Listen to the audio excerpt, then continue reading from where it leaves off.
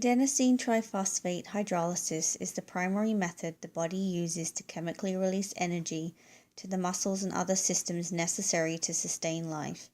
The hydrolysis of ATP provides the energy required to drive the cellular sodium pump, which is important for such functions as maintaining osmotic balance, electrochemical balance, and action potential generation. An important active transport mechanism found in the plasma membrane of animal cells is the sodium-potassium ATPase pump. Active transport occurs when energy is required to move a substance across a concentration gradient. The active transport allows cells to maintain homeostasis.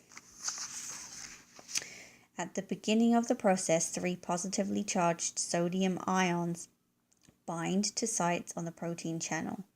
The pump must move the sodium ions from an area of low concentration inside the cell to an area of higher concentration outside the cell.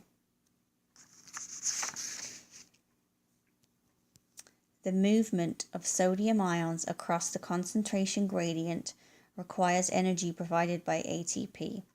The energy utilized by the pump allows the protein to change the shape of the channel and drives ions through the channel. In turn, the ATP is converted to adenosine diphosphate, or ADP.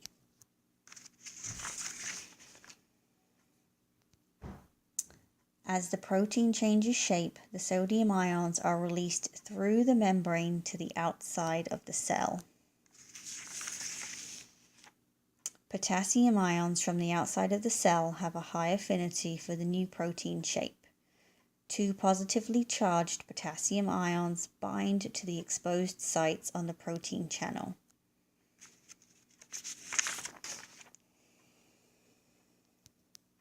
The binding of potassium causes a release of phosphate from the protein.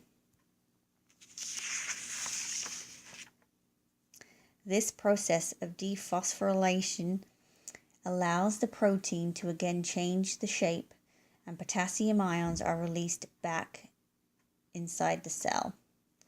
The conformational change of the protein channel then allows the protein to revert back to its original shape.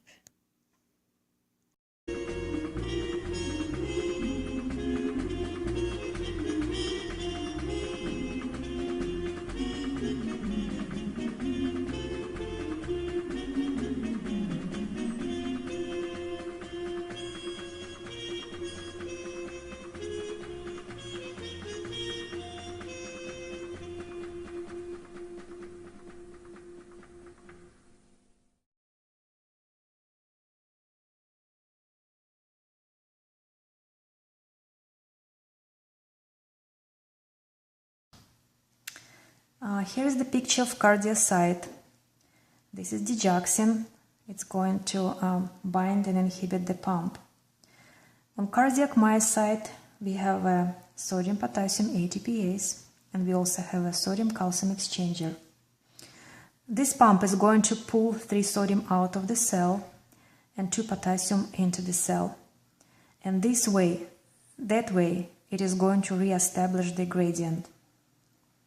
Let's remind you that the sodium is the most abundant ion found outside the cell. And it has a huge driving force to get into the cell, because the concentration gradient favors to do so.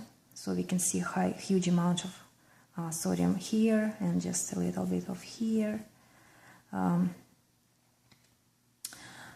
So we have lots of sodium outside, a little bit inside. And this gradient moves the sodium into the cell, and it causes this sodium-calcium exchanger to function. So as sodium moves into the cell, as a result, calcium moves out of the cell. So calcium takes out of the cell only when we have a huge strong gradient for sodium outside the cell. Let's see how digoxin works. So digoxin comes and binds to sodium-potassium ATPase. To be more specific, It competes with potassium for binding sites on the sodium-potassium ATPase. This is example of competitive inhibition. So it inhibits this pump. It means it's basically can no longer work. And when we block this pump, sodium starts to move into the cell through this channel, a sodium leak channel. We have a few of them within the cell membrane. And when sodium moves into the cell, it does so to the point when we no longer have the concentration gradient for the sodium outside the cell. So sodium can no longer move into the cell. So it slows this sodium-calcium exchanger. And we will see accumulation of calcium inside the cell. And the calcium will be sequestered by sarcoplasmic reticulum. So we will see plenty of calcium inside sarcoplasmic reticulum. And what it means that the great amount of calcium will be released during the H subsequent action potential.